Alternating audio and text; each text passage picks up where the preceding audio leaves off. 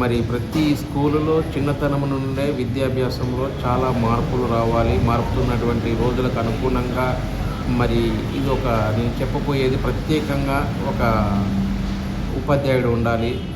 మరి ఫస్ట్ చదువు అంటే ఏంటిది, తర్వాతకి ఫ్యామిలీ అంటే ఏంటిది, మరి డబ్బు విలువ, మనుషుల విలువ, టైం విలువ, ఇలా ప్రతి దాని విలువలు తెలిసే విధంగా, అదేవిధంగా జీవితంలో ఎదురయ్యేటువంటి ఒడిదుడుకులు వాటిని ఎలా ఛేదించవచ్చు, మరి గొప్ప ఆదర్శమైనటువంటి జీవితాలను కొన్ని ఉదాహరణలు, మరి అన్ని విషయాలు ఇంక్లూడ్ అయ్యే విధంగా చూడాలి. అదేవిధంగా జీవితంలో కొంతమంది ఫెయిల్ అయితే, కొన్ని ప్రాబ్లంలు ఎదురైతే వాటిని ఎలా ఛేదించవచ్చు. చదువు ఒక్కటే కాదు, చదువు రాకపోయినా ఇంకా గొప్ప జీవితంగా చాలా చేసేటువంటి ఉన్నాయి కాబట్టి అన్నిటి గురించి కూడా ఎక్స్ప్లెయిన్ చేయాలి.